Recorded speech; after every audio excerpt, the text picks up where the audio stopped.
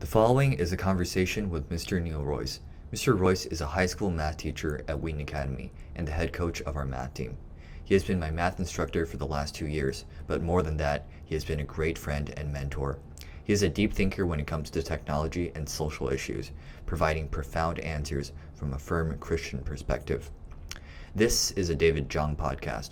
In case you haven't yet, please subscribe to the podcast on Spotify and Apple Podcast, as well as my YouTube channel called David Talks To.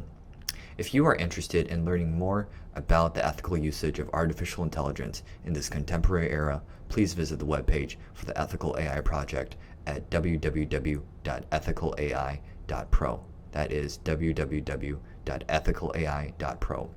This is a project I started to facilitate discussions on AI usage, whether it's philosophical or practical, and promote a correct understanding of artificial intelligence. And now, friends, welcome Mr. Neal Roys. So I'm sure you've heard a lot about ChatGPT since its release in November, and it's received a lot of attention and contributed to the emergence of many AI tools. So has the advent of ChatGPT changed your perception of intelligence? Well, no, it hasn't. Even though I'm not familiar with a lot of the educational applications when it comes to intelligence itself, no changes. How come? Well, intelligence, if I take a look at the AI program and what they're trying to accomplish, I'm seeing a goal of attempting to do the sort of thing that Ray Kurzweil talked about even back in the 1990s. Talked about transhumanism, human 2.0, trying to replace, basically to arrive at a singularity, to replace the human body in case someone were to die. It's to solve the problem of mortality. And so when I hear the word intelligence in an AI context, I'm not hearing anything in ChatGPT that changes that. How about let's take a step back. How would you define intelligence?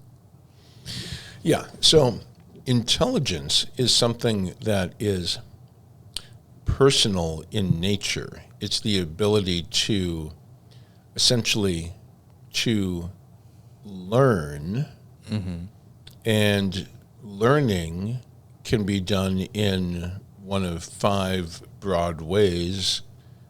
Learning can be done using math deduction. It takes intelligence to do that. Mathematical induction, scientific induction, or the scientific method.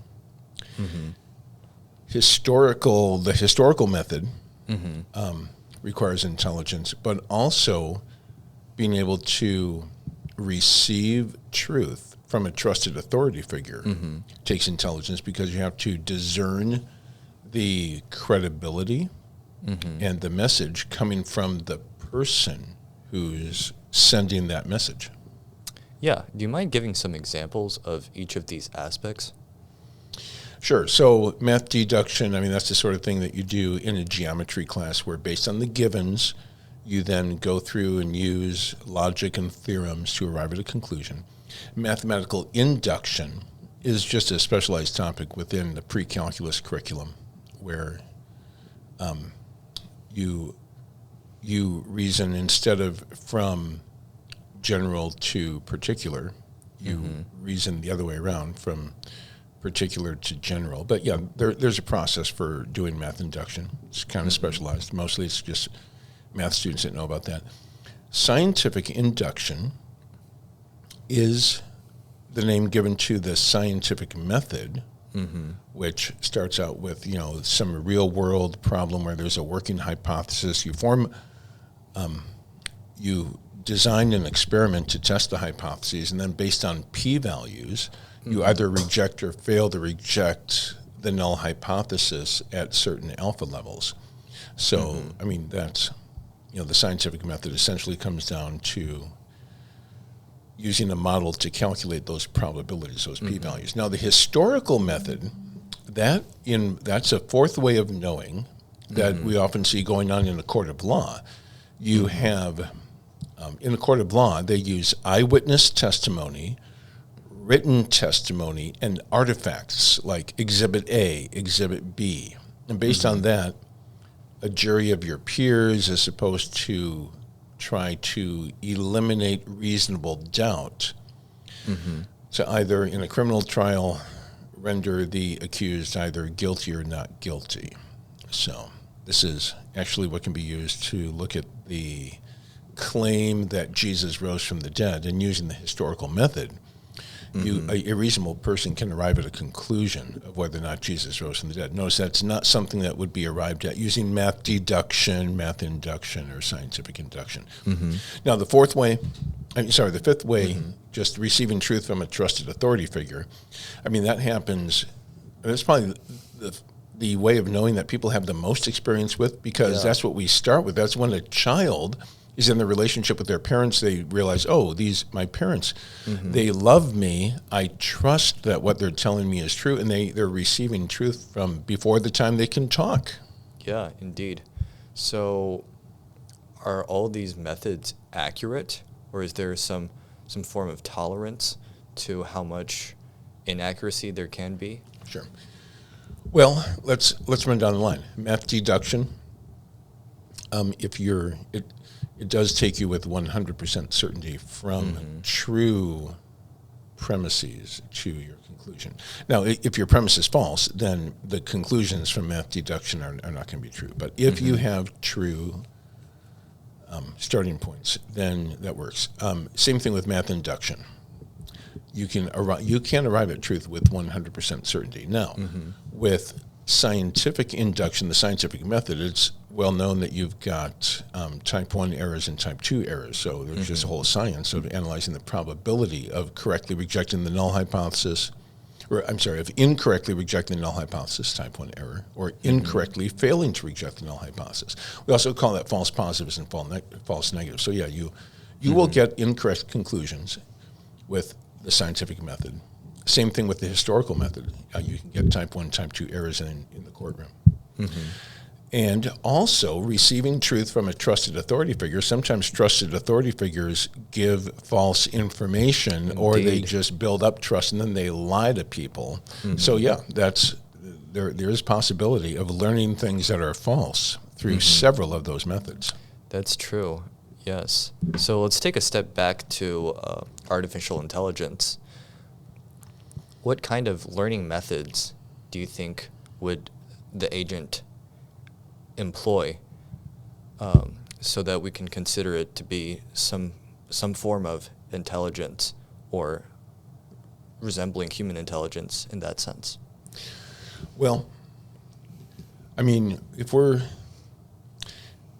I think it sounds like your question is getting into the realm of the Turing test. Yeah, indeed. And, I mean, yeah, that's how I'm interpreting your question, is that, wait a second, if artificial intelligence develops to the point that it has arrived at real intelligence, then as I've learned from you recently, I heard you describe it one time recently as if you have an interrogator who's questioning both an entity that both of which claim to be people, but one of them really is a person, the other one is an artificial intelligence agent. Indeed. If the interrogator cannot distinguish which one is the human person and which one is the agent created by humans to resemble a person or to accomplish everything that a person does, then if the interrogator can't tell the difference, it passes a Turing test. So I believe, my stance is that that artificial intelligence will never get to the point of actually passing the Turing test and achieving personhood. Personhood. Yeah, that's a very interesting word. Do you mind expounding on that? What does it mean to achieve personhood? What does it mean to be a person? Actually, yeah, why don't you just answer that question? Okay, so personhood, and there is, I mean, if you Google personhood theory, stuff comes up. And I learned about personhood theory by reading Nancy Pearcey's book, entitled Love Thy Body. And what she talks about, one thing she talks about to introduce personhood theory, which I was trying to figure out, how do I get Nancy Pearcey's ideas across? And so I decided to take Pearcey's ideas and put them into this airplane. It has a B and a P. The B stands for the body, in particular the human body, and the P stands for a person. And before we go further with the airplane here, this came into mainstream culture back in 2004 when John Kerry was running for president of the United States against the incumbent George W. Bush. And John Kerry was saying that he is pro-choice on the abortion issue. He's pro-choice, but he also believes that at conception, you have human life, that life is human from conception. And the reporters who heard John Kerry say this, one of them said, well, wait a second, how can you say you're pro-choice but believe that life is human from conception? And he explained. He used personhood theory without actually using the phrase personhood theory. He said, well, that human life, that fertilized egg, is not yet a person in the way that we would think about it. So in the Christian worldview, in like the book of Psalms, when David is writing about being knit together in his mother's womb, he says to God, you have knit me together in my mother's womb. He doesn't say you knit my body together. David makes no distinction between the body and the person. The body is the person. Person is the body. And so just to demonstrate visually, it doesn't prove anything, but I'm just going to... Oh, to me, that looks like a beautiful flight. Yeah. When body and person are integrated, you have you see no distinction between them. However, what John Kerry was doing was he was saying, I actually separate person from body. And this is what happens in personhood theory. Person is philosophically separated from the body, which that doesn't fly as well. No, it doesn't. And I would argue, do you mind handing me that body thing, the body portion, just to illustrate this further? Personhood theory says you have a human body, but a human body is not a person yet. In order for a human body to be a person, personhood theory says that there are certain things you can do to turn a body into a person. Which, by the way, is a very significant distinction because if you kill a human body in an act of abortion, but that body is not a person, it's just human, but it's not a person, then that's not murder. Murder is killing of a person, not like killing an ant or killing a flower. I have nothing against ants, I have nothing against flowers, but... There's a difference to that. You just don't get convicted of murder. You do that. But if you kill a person, a human person, that's murder. So there is motivation to separate personhood off. So personhood theory is a body of beliefs, and there's a lot of them, about what it takes for a human body to become a person. Some will say when a baby is born, it becomes a person, which is an arbitrary point to say, okay, let's say I had some tape, and we taped on the person part of the airplane. Or maybe when the baby becomes self-conscious, or when it's loved. If it's not loved, it's not really a person. Or maybe when it passes Algebra 2 or something. That would be detrimental. It would be detrimental to the person to have to pass Algebra 2? Well, it would be detrimental to most people. Oh, yeah, right. Because, I failed. Not a person anymore. Gotcha. Or not a person yet. So... But this also has implications for later on in life, because if personhood is something that you can just attach to a human body, then you can just as easily detach it. Like, let's say later in life, if someone is no longer performing the functions that are accepted as or viewed to be required to be a person, it's like, oh, you're not a person anymore, so then euthanasia becomes an issue. So this culture is swimming in the implications of having accepted personhood theory. I don't accept personhood theory. I see that I agree with John Kerry that life is human from birth, but it's also a person from, and not just birth, but from conception. At conception, you're talking about a person. Yes. But if you separate that off, then that will be the basis. Accepting personhood theory is the basis not only for accepting abortion, but also infanticide. You can use it too, as people get older, to justify participation in the hookup cultures. People say, well, let's have a relationship where our bodies relate to each other, but there's no personal commitment long term. Pornography is an industry that relies on people separating the person off from the body and saying, oh, okay, I'm just going to, the viewer relates to the body of a person, but not the person, then and they see no problem with that. It's like, but then also you see later on in life, as I mentioned, with euthanasia, that becomes an issue also. So, yeah, I think that that in order for artificial intelligence to pass the Turing test, it would have to create a human body that also functions with intelligence in a way that only a human being created by God can do, which in my mind brings up a related issue. I don't know if you want to go there or not, but is there any reason to believe that our human bodies have an origins narrative of having come about from mud and rocks, ultimately by chance and without intelligence? Could it be that we are uncreated and that we are then free to try to create, maybe do a better job of creating the human body? Because, I mean, on that view, it seems reasonable, because if we came about by accident, maybe now that we're intelligent, maybe we could make human 2.0 or human 3.0. Yes. Origination of the human species. Yeah. Do you think that's true? So that field is called abiogenesis, or the study of how life came from non-life. And I think most mainstream biology books will say that that happened by accident. Yeah, there was that experiment at U Chicago where they created a simulator of primitive Earth conditions. Right? They had carbon, nitrogen, oxygen, sulfur, these molecules. They had electricity. They had a warm temperature, trying to simulate the volcanoes of the early Earth. And then they did find that some life-building particles, so to speak, were created, such as amino acids.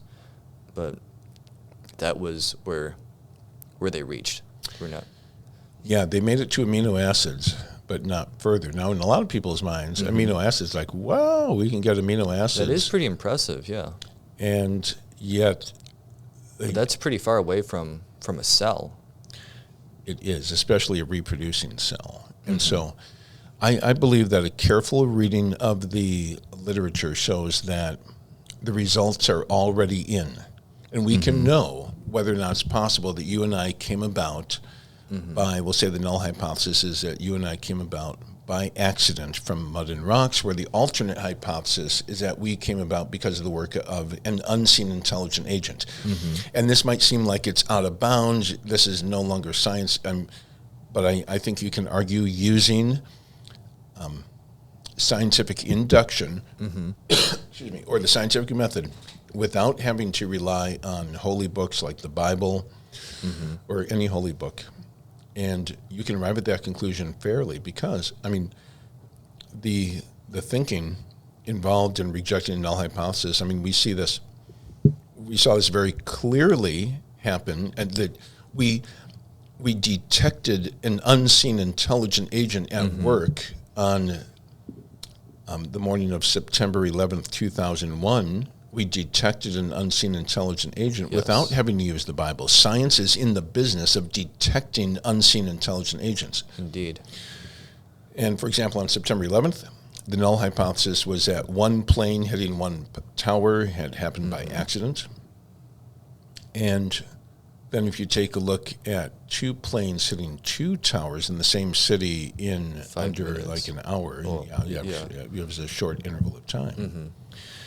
Then, I mean, once that second plane hit the second tower, then the probability of observing two planes hitting two towers by accident or natural causes became too low. That probability was too low. People rejected the null hypothesis. The reasonable people on the planet, I think the records show, they just concluded that there is sufficient evidence to conclude that an unseen intelligent agent is responsible for what we just observed. Certainly. And that happens every day in fire science and in the sorts of science that medical examiners do when they're examining dead bodies and trying to decide manner of death. We think of it as cause of death, but in the industry, someone performing what's it called when they're doing an autopsy, it's like, okay, the null hypothesis is the person died by natural causes or accidental causes, and then they said, but they don't conclude that the person has died as a result of an unseen intelligent agent unless there's sufficient evidence for that. Yes. Same thing with a fire. The fire could be caused by accidental causes, natural causes, but they're not going to conclude. But, well, the point is they're equipped to conclude that there's an unseen intelligent agent responsible for the fire called an arsonist. Same thing happens in biology. We can determine whether life, in particular, the simplest possible reproducing cell, came about by accident, natural causes, or an unseen intelligent agent. And that's a crucial question to ask, because in order for the twin engines of evolution to get started, you need reproduction. The twin engines of evolution, which are variation and natural selection, do not get activated unless you have reproduction. So we now know what the probability that the simplest possible reproducing cell came about by accident or natural causes. But and I'll since you asked, I'll present that probability calculation, and I'm indebted to the writing of Stephen Meyer in the book Signature in the Cell, because he's the one who brought this to my attention. But you need something to compare it to. In statistics, which is part of the scientific induction method, you need an alpha level, where it's like it sets how low the probability has to be to reject the null hypothesis. So the most conservative alpha level in the industry is 10 to the negative 150th, not 0.05 like we do. It's very conservative indeed. It's very conservative. And as Will Dembski points out, it's based on the properties of the universe. And so, I mean, if you're interested in finding out more about where did Bill Dembski get that 10 to the negative 150th, you know, that's well documented. That's something you can take a look at. But, okay, so taking that as the universal probability bound, I've written out here what I learned from Stephen Meyer in his writing about the probability that the simplest possible reproducing cell, maybe I can put it right here. Sure. So, in order, well, first of all, there's a couple of ways to analyze this problem. One is through amino acids, the other is through DNA. So this particular presentation is based on the amino acids needed for life, and it's just getting the amino acids together. It's not even forming them together. This is just to get the building materials. Now, proteins are formed by taking chains of amino acids and folding them into a state that's functional. And the average the average protein is about 150 amino acids long. So I've got 1/2 to the 150th here. And that red 1/2 is the probability that a randomly selected amino acid from, let's say, this prebiotic soup happens to be a left-hand amino acid, because in life, all of the proteins have amino acids that are left-hand amino acids. So that'd be in a protein of average length, that probably would be 1/2 to the 150th. Now in green, that's the probability that the bonds between those 150 amino acids are peptide bonds. Bonds are either peptide or there's non-peptide bonds also. But Stephen Meyer uses an approximate probability of 1/2. You randomly select a bond. About half the time you'll get a peptide bond. So you need that 150 times. And then this last number, 1/10 of the 74th, is one that Douglas X published in the Journal of Molecular Biology back in August of 2004. You can check it. This is a respected scientific journal. And he looked at the prevalence of chains of amino acids that actually fold into functional proteins. It's very unusual for a randomly selected chain of amino acids to fold into a functional protein. And so he published that happens, the probability of that happening is 10 to the negative 74th, or 1/10 of the 74th.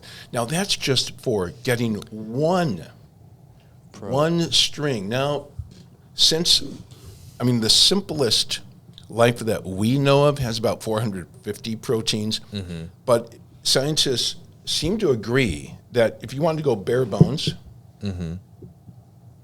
you'd probably be able to get the function of reproduction with 250 proteins. You'd get reproduction, and that's not even arranging them. That's like getting the building materials for a skyscraper, but no blueprints, just the building materials.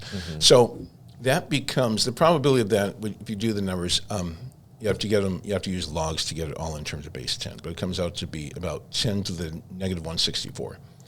And then that's inside the red, the green, the blue is 10 to the negative 164. And then you amplify that by. But then when you raise it to 250, you get 10 to the negative 41,000. Oh wow! So you can check the math on that, but I've looked at that pretty closely. 10 to the negative 140, or 10 to the negative 41,000 is the probability of getting just the building materials, those 250 proteins. So it's just an upper bound. That all fold. And it is. It is an upper bound. The actual probability would be a lot less than that. And so, but since we're already at 10 to the negative 41,000, way less than 10 to the negative 150, which is universal probability bound, any reasonable person would have to conclude that we would reject the null hypothesis that the simplest possible reproducing cell came about by natural causes or accident. And there is overwhelmingly sufficient evidence that life came about as a result of intelligent design. Yes. And I'm legitimately convinced that this is true, and that this approximation has a lot of reason attached to it, and I would reject the null hypothesis that life came from random choice or from random orientation of molecules. Well, wait, that life did not come about by random, So I would reject the null hypothesis. Right, exactly, right. Yes, so what do you think is the point of AI development? Why are people still striving after this? Well, you sort of mentioned in our previous segment that it's about an attempt to create life, say silicon-based life created by human beings, human 2.0, whatever you choose to describe it. But why are people still going after this? What's their impetus? What's their motivation? What gets them out of bed every day to go into the industry? Yeah, I think there's two important facets to look at. One is pretty easy to understand. It's the desire for immortality. The Bible, the Christian Bible, does say that people have eternity in their hearts. God created us with a desire to live forever. And so there is a promise that transhumanism, human 2.0, artificial intelligence can be a big part of living forever. Because if our bodies, if someone, hope this never happens, but if someone were to get hit by a car and they die, transhumanism says, don't worry about it. As long as you've been uploading your mind and your memories, we can give you a replacement body that has the same DNA and same memories, same mind, and so you can keep on living.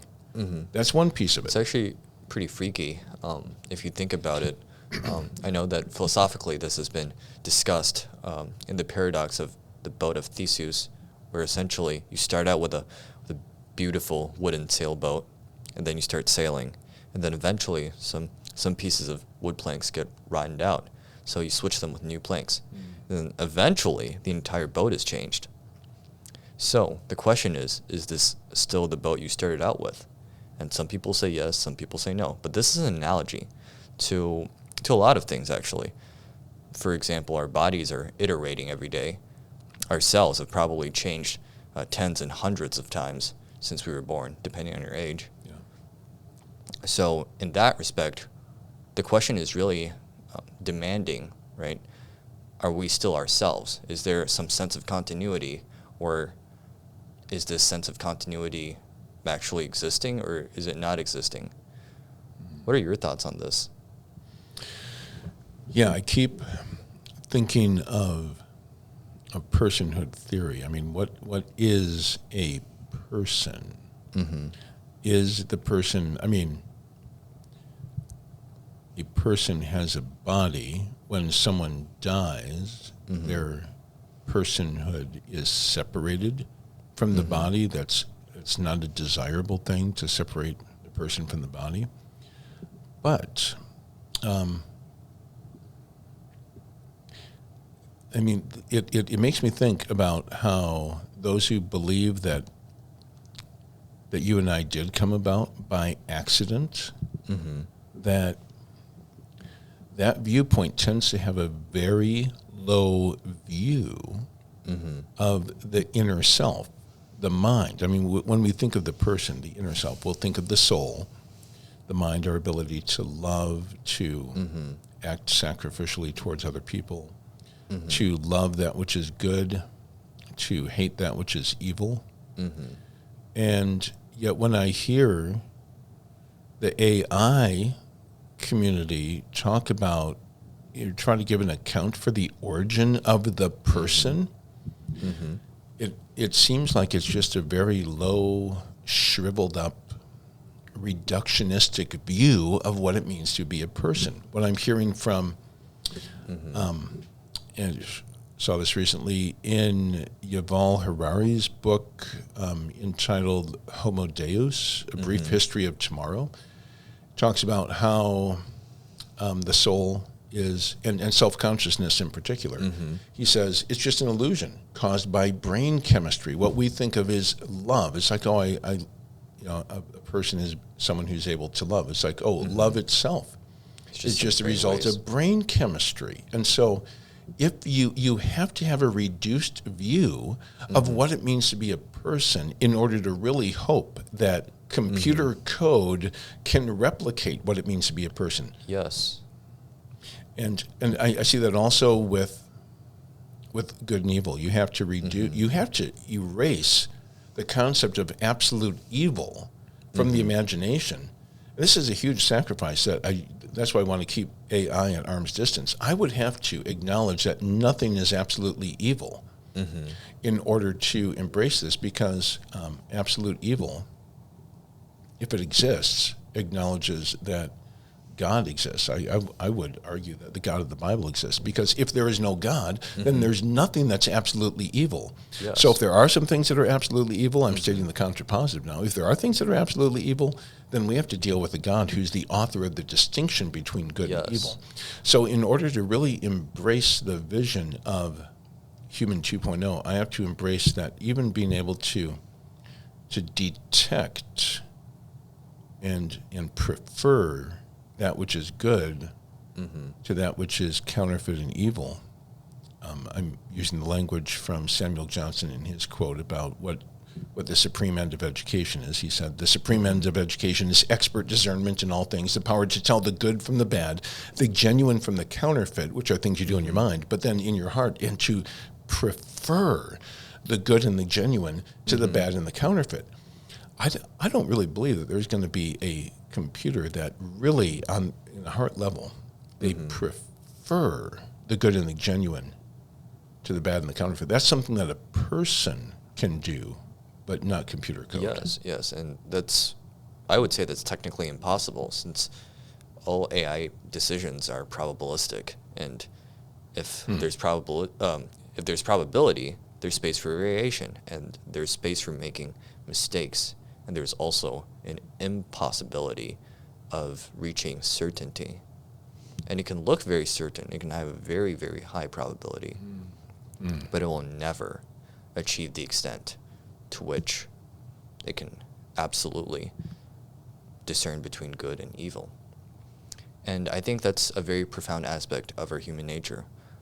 Just like I think there are things that are absolutely good, and there are things that are absolutely evil. And we should pursue the good things and eliminate the evil things, whether it's in our society, in our lives, in our actions, in our thoughts.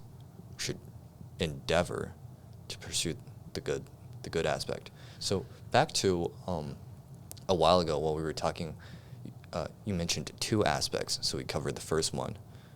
So the one reason was to solve the problem of death. Yes. I think another reason is that when you look at the trajectory of Western civilization from, let's go back to 313 when Constantine proclaimed the Edict of Milan, saying that Yes. it was legal to practice Christianity in Rome. And, so let's say that kicks off Christendom or the pre-modern era. Not that I'm promoting the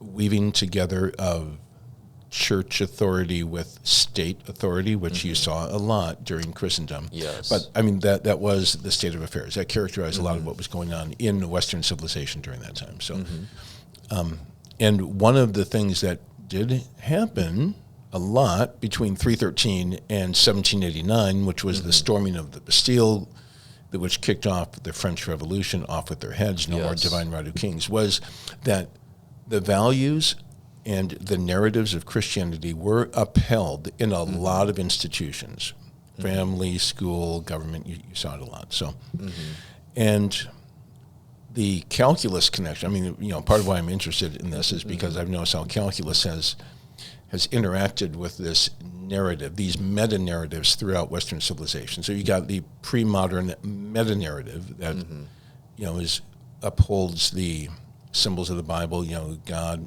humanity is part beautiful, part ugly.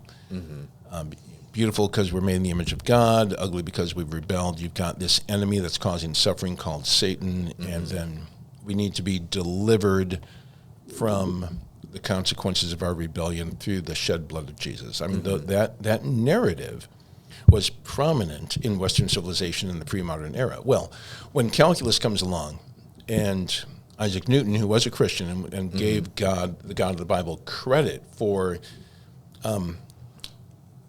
his ability to detect the order that God had put into creation, you had this Enlightenment group. It was not just Voltaire, but there were some who they wanted the amazing developments of science and calculus that Newton was bringing to the table.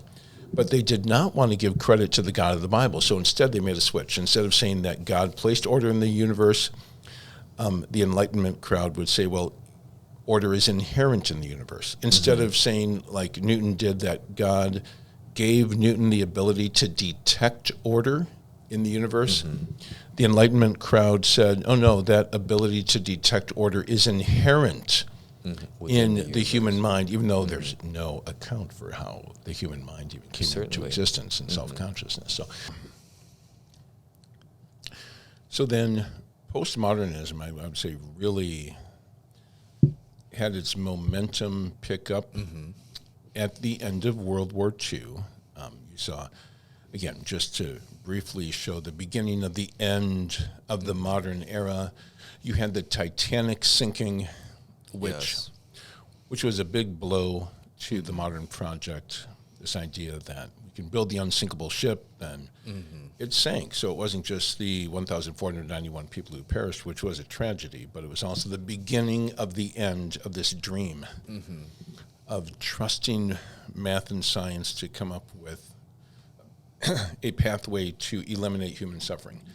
Then you have, in 1930, 1931, Kurt Gödel's incompleteness theorem, which indicated that, oh no, we thought we were going to be able to base everything, instead of basing truth on God, we're going to be able to base it on reason, logic, but math and science, but then... So completely reliable either. Yeah, I mean that's what Gödel showed, was that no mathematical theorem or no branch of mathematics is completely provable. No theorem is completely provable. And so then when World War II ended with Hiroshima and Nagasaki, you see this equation that came from calculus. It was Einstein's set of calculus equations for general relativity, and a particular solution to one of those differential equations was the equation E equals mc squared, which became the basis of the Manhattan Project, ended World War II. And so, I mean, some would say, actually the atom bomb ended up reducing human suffering, because otherwise the war would have gone on for a while. Other people looked at that. There's a large group that looked at that and said, this is disillusioning, because now, yeah, sure, we ended the war, but now we have the ability to destroy everyone on the planet in under 5 minutes, under 24 hours. So I'm not here to adjudicate that debate. I mean, there's that debate, but the point is that a lot of people looked at that saying, oh, well, that's the last straw. And we cannot trust external authority figures in general. We cannot trust the scientific narrative to eliminate human suffering. So what do we trust?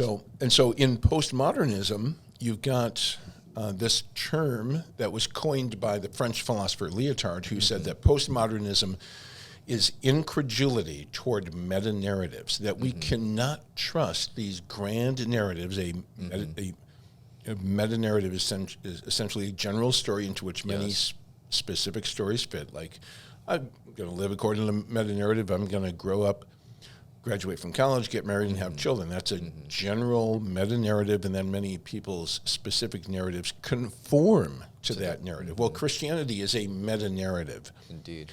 And postmodernism says that none of those are credible. Now, there is a Christian stream of postmodernism, which is just purely reaction to the idolization of the mind.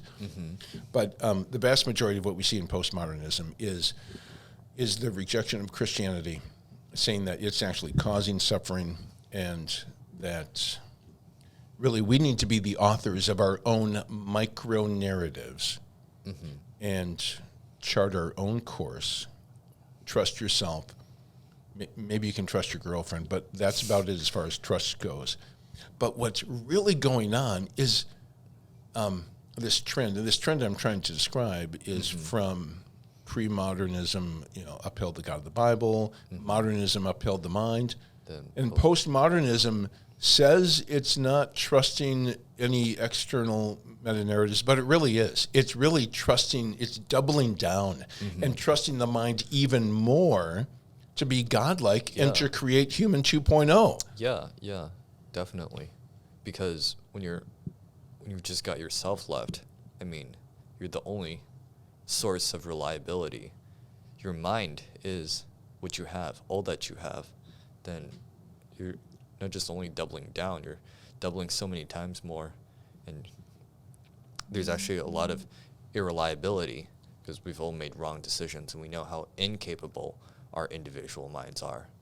We can create beautiful things, we can generate beautiful ideas, but at the end of the day, a single mind is just an island. It's not enough. And so, I mean, yeah, you at least have to, I mean, there are certainly those in postmodernism who would say, okay, yeah, we are not enough by ourselves, so so we need a community of people to come together, and trust tribe.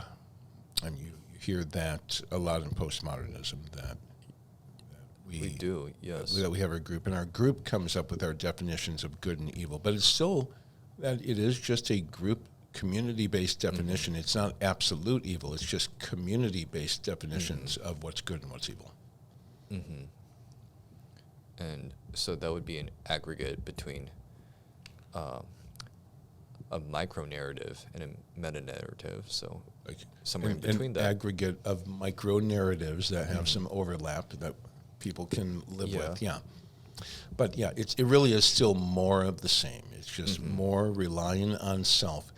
And the future for that is bleak without acknowledging the reality that can be seen mathematically. It's clear that in order for us to really be in touch with reality, we need to get to know our maker. Yes. Now, so were you implying that the motivation behind creating artificial intelligence was driven by a postmodern narrative or a modern narrative? Well, I guess part of what I'm saying is that there's not really that much distinction between the modern meta-narrative and the postmodern meta-narrative. They're both self-reliant, and They're both limited. And therefore both limited because they're refusing to acknowledge that our minds themselves cannot really be enlightened without that fifth dimension of learning, and that is receiving truth from the ultimate trusted authority figure who's the author of the Bible. So yeah, the plan for immortality and for overcoming death is not going to come from our minds and building human 2.0. The ultimate plan for overcoming death comes from the author of life. That's very profound. Now, we were talking about education, and about 20, 30 minutes ago, you mentioned some person, forgot his name, defined education as the goal to discern between good and evil. Yes, that was Samuel Johnson. Yes, thank you. Who articulated the supreme end of education. Yeah. So would you agree with his view or disagree, or how would you define education? Wow, great question. So yeah, Samuel Johnson, I mean, I don't even know if he was a Christian. I mean, if you really take a look at that statement, it does have the taste of Enlightenment thinking. Now, it's not purely Enlightenment because he goes into the heart, to prefer the good and the genuine to the bad and the counterfeit. At the very least, there's the Matter of preference. There's what? I'm sorry? There's the matter of preference, which is based on it's an issue in the yourself. heart. Yeah. Well, and I think it does point to the sorts of categories of absolute good and evil that were probably in his mind from the pre-modern era. So, but you're asking me, what would I say is the definition of education? And Yes. To be educated, if someone's educated, then they are truly able to get in touch with and stay in touch with reality. Now, math, science, historical method, and listening to a trusted authority figure, that results in being in touch with the reality if the trusted authority figure that you're receiving from is the God of the Bible. So to be truly educated is to know God, to receive information from him, to receive light and life from him. It encompasses being truly alive and walking with Jesus through life. So education then would it be a gradual process? Because it's very difficult to attain the state you just mentioned. We start with very limited abilities to understand reality, understand the beautiful nature of the laws of the universe or the creator of the universe. So what would be a pathway of development, or what would be the process of being educated? Well, I think, and again, this is where the family is crucial, because any plan of education that involves taking children away from their parents would be disastrous, because people really learn education and they experience true education at a very young age. They learn it from their parents as they learn to trust their parents. And then as their parents point them toward God, then they find out a child will find out, okay, I trusted my parents. My parents pointed me to the God of the Bible, and the God of the Bible is telling me where he wants me to go in life. My experience when I was in high school, I was self-reliant. I was pursuing ideas that I came up with according to my plan for how to feel important and affirmed. And a lot of that had to do with performance in terms of theater and piano and music and theater. But then, I was going to Wheaton College at the time, and I sensed God just calling me, saying, I want you to go this different direction. It happened to be going into education, which seemed very foreign to me. But if a person trusts their parents point them toward God, then God can keep them in touch with reality. I mean, it's because of the reality of evil and that we get deceived that without the God of the Bible and a personal relationship with the God of the Bible, there's no way that we can stay in touch with reality. Indeed. What would be a counterexample of staying in touch with reality? Can you find some example of some person not staying in touch with reality or out of touch with reality? Yeah, it would come down to worshiping the wrong God. Because I see a map of reality. I can even just map it out here. Yes, certainly. So, the word worldview gets bandied around a lot, and it can seem kind of ethereal, but the way I see worldview is just a mental map of reality.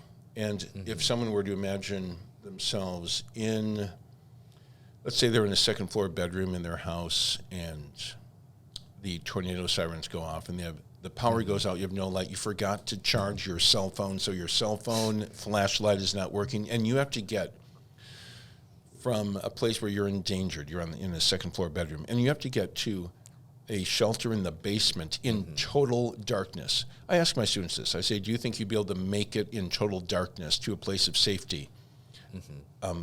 Just based on the mental map that you have of the route from your bedroom to the basement. Most students raise their hand and say, yeah, I'd be able to do it. They have an accurate mental map of reality.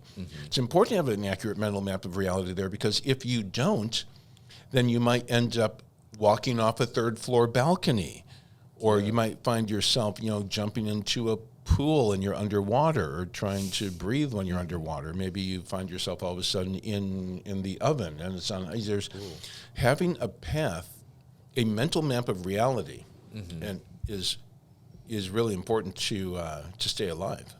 Yes, and definitely. So I'm just going to use this circle to represent reality, and I'm going to divide it into 4 sectors. So, in the center, that circle in the center is what we worship, and I'm a Christian. I recommend that. I think that science reveals that the God of the Bible is worthy of worship. He exists, and he's worthy of worship, and that influences. I'll just put a symbol of Father, Son, and Holy Spirit here in the center. Okay, so let's say that represents the God of the Bible. And I'm putting H on the top for humans, P for the physical realm, the non-physical realm. So this is a mental map of reality. It's just kind of like a grid for everyone's map of reality. Has something in the center that they worship.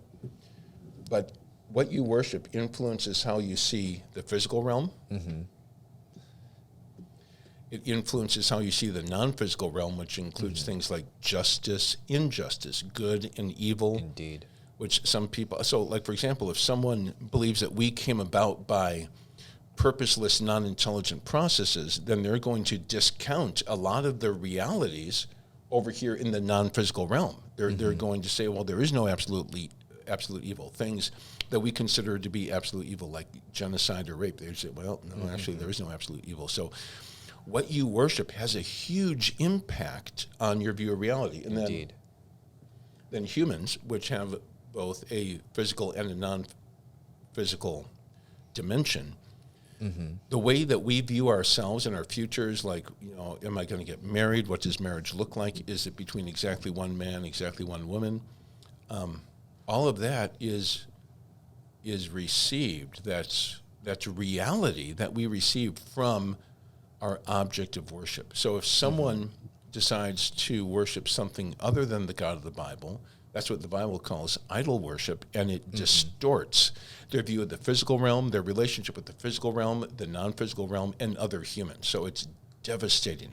The Bible, I'll reference Nancy Pearcey again. Nancy Pearcey says that the Bible says that the number one problem that's described in the Bible is idol worship. Worshipping something other than God messes our entire worldview up. It messes up our mental map of reality, and it leads to disastrous situations that are comparable to walking off a third-floor balcony when you're trying to get to a place of safety. Indeed. Now, some people would say that Christianity has actually prohibited or obstructed the development of science and of mathematics. I would suppose you would disagree with that claim. What are your thoughts? Yeah, that's, I know that I reference Nancy Pearcey a lot, but I found her book starting with The Soul of Science, going through to Total Truth, Finding Truth, and Love Thy Body to be extremely formative in my understanding of education and developing worldview. So when it comes to, what was the question you just said? It was about, what are your thoughts on the topic itself? So, Right. Because let's cut this part out. So no worries. But the context of it, because you said that some people view that Christianity, it's a science. Yeah. Okay. So what Nancy Pearcey says in her article entitled, "Is Christianity a science starter or a science stopper?" And this took a while for me to digest, and I had to do some other research also.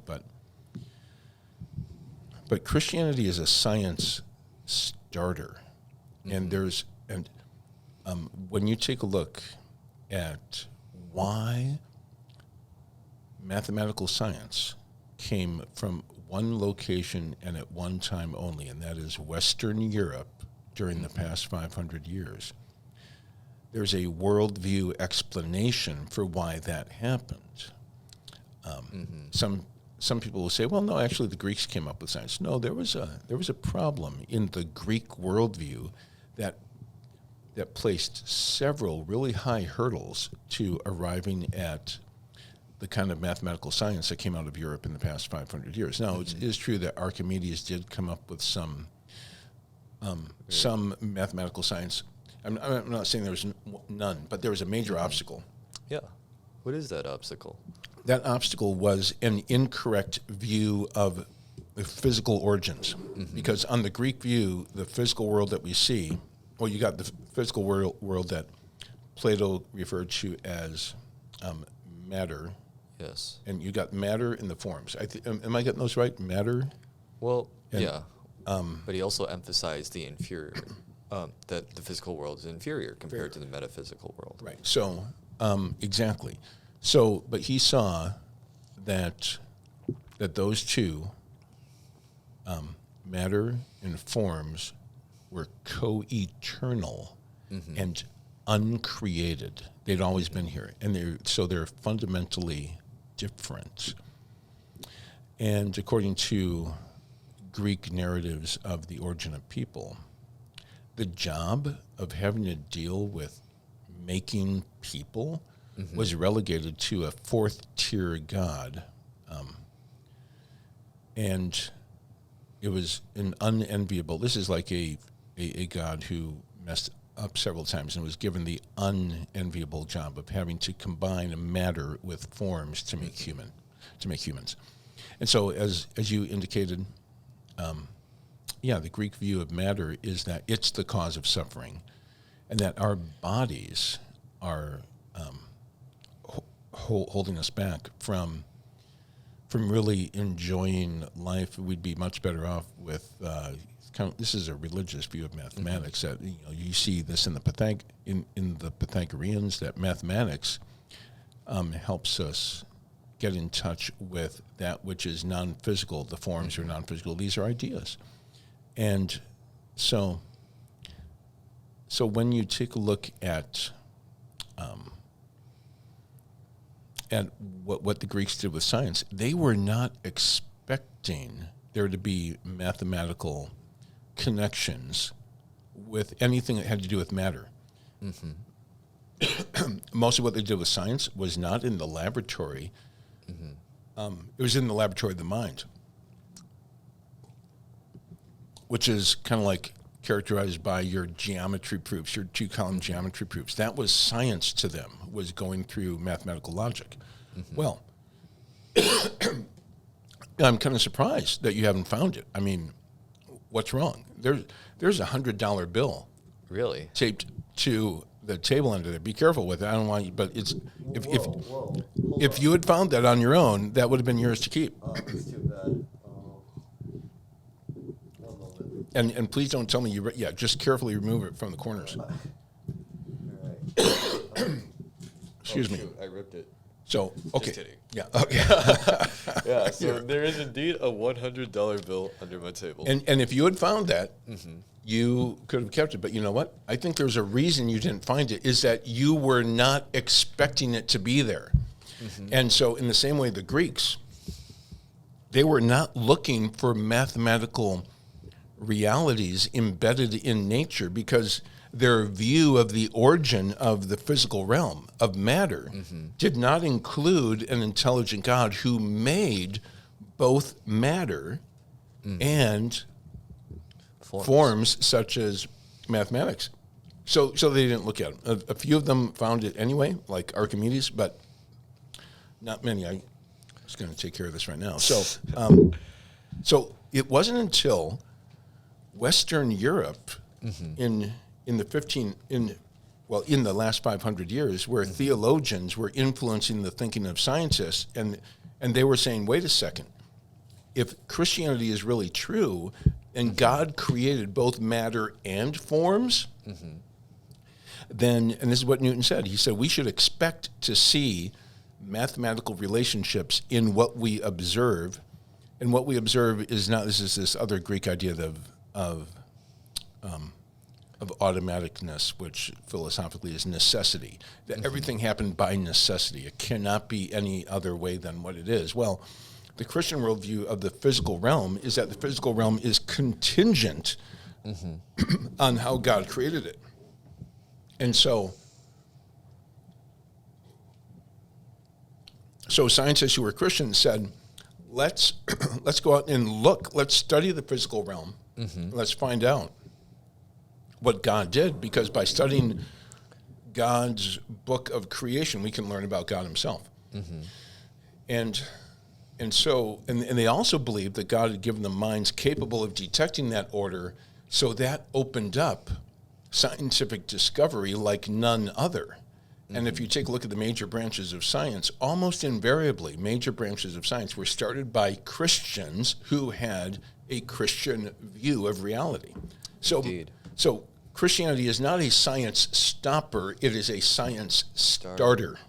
Wow, yes, that's beautiful, and that is true. If you look through history, look at Mendel, right? He was a monk, studied peas in his garden, and then came up with heredity. You see Isaac Newton, well, not to mention that, right?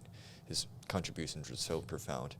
And if you think about science, if you think about Avogadro, I'm not exactly sure whether or not he was a Christian, but something along those lines. And so, yes, the inspiration from nature has certainly contributed immensely towards the development of mathematics, but not only mathematics, but also our understanding of reality. And keeping us in touch with reality. Yes, certainly. It's very beautiful, and that should be the way how we understand our surroundings and the world that is around us. So, as a teacher, I would assume you have thought about scenarios in which students could potentially rely on AI to help them, assist them with their work or with their learning. What are your thoughts on using AI as a tool in that sense? Yeah, I mean, there might be some limited areas in which AI can be used as a tool. I think, from what I know, of you is that you know way more about the potential for AI to make constructive contributions to education than I do. So my thoughts are more broad strokes. And I'd be happy to talk more about the details.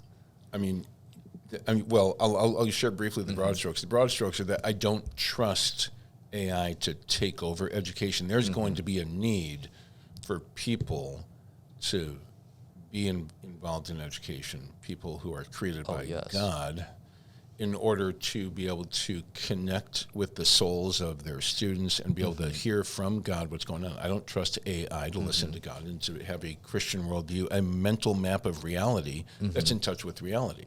So, So overall, I don't trust it for the end game or to replace humans. But But please do share. I'd like to know what you see some of the ways that AI can really help out. Oh, well, yeah. I think AI is sort of like a double-edged sword. You can, if you use it good, if you use it for the good causes to promote humanity, it can be a great assistant. On the other hand, if you use it for evil businesses, and for example, you can use it to cheat, right? That's evil. You can use it to help you to unlawfully attain a lot of things that would also be evil. So something along those lines. That would be a terrible cause to use AI, and that would be a bad master. So it's a good servant. It's a good assistant, but a bad master. Just like a lot of things, like money. And this applies to the educational field.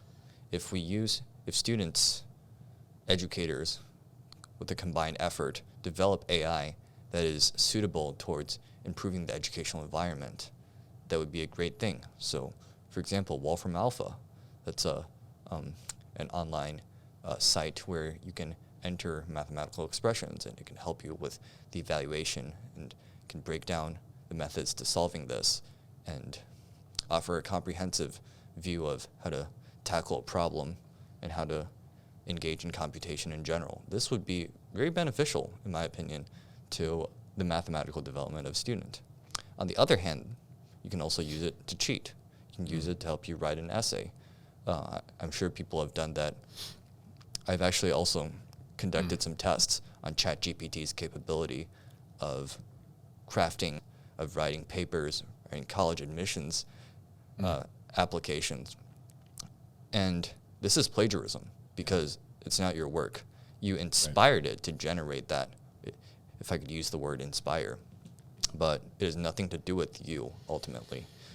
And that would be a form of dishonesty, and that would be a container of evil in that sense, because you are sacrificing your understanding and your cause and your opportunity to interact with other people and to communicate your ideas at the exchange of perhaps saving your personal time for other things. Now, back to the topic. I think AI development should be promoted then as the assistant for human development for a good reason, to enhance our understanding of reality.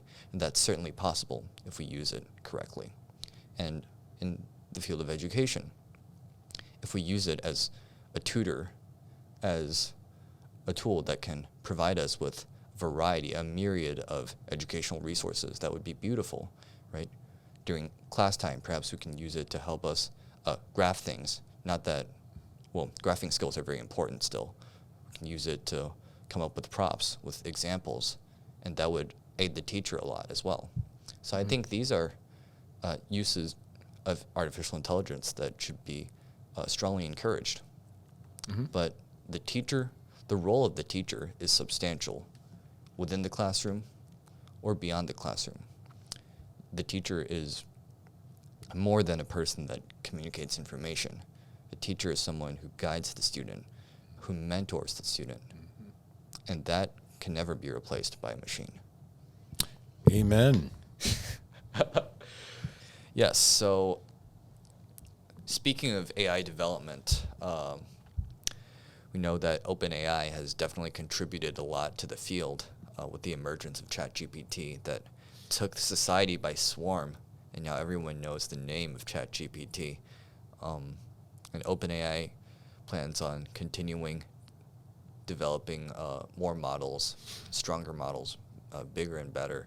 On the other hand, though, some other leaders in the industry have sought to slow down the development, right? Don't be in a hurry. There are some very important questions that we need to think through before we continue our development. Elon Musk, we all know who that is, signed a petition letter along with a lot of other leaders in the industry like Steve Wozniak, like Max Tegmark, to halt the development of AI for at least 6 months.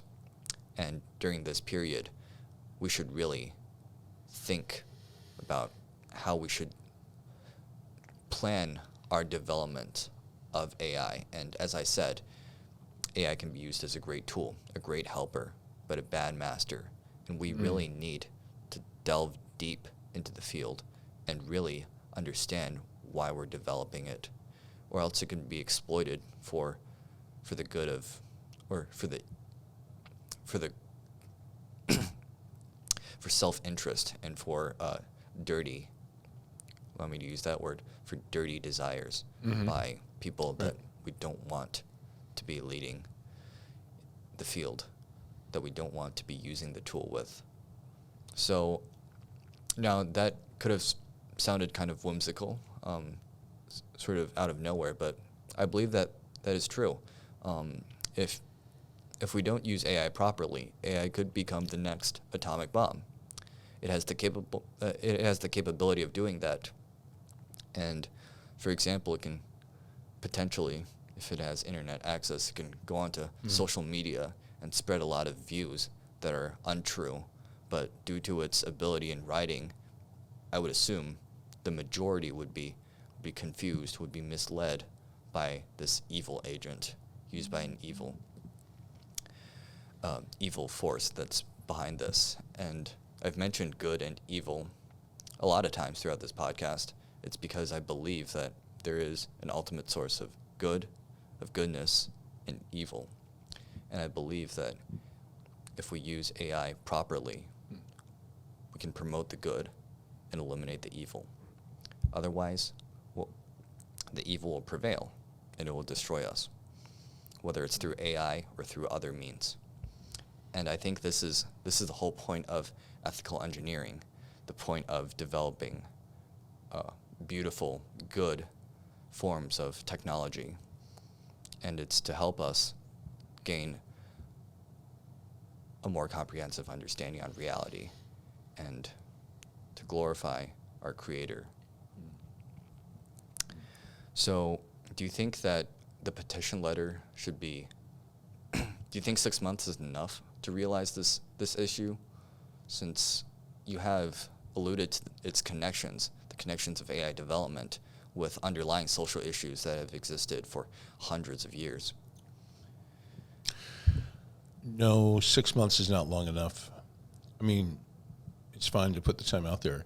I'm glad that the request to pause has been made, because as an educator, it gives me an opportunity to say, okay, let's talk about the worldview implications. Let's talk about Human 2.0, because without that, it seems less relevant. It's not as interesting to be able to talk about transhumanism. It's like, well, Elon Musk and all these signatories think that there's some danger here. So let's talk about what is being worshipped. What is the Human 2.0 program? Gives us a chance to talk about personhood theory and getting maps of reality that are in touch with reality. And so, yeah, it's a great opportunity to talk about some really important, relevant issues. Indeed. And this is the hope for this podcast, is to let everyone who hears this podcast realize the significance of doing the things we just said. Yeah. So I think this has been a great conversation. Well, thanks for the invitation. This has been a lot of fun. Yeah, definitely. And we'll see you around. All right, we'll see you. Yep.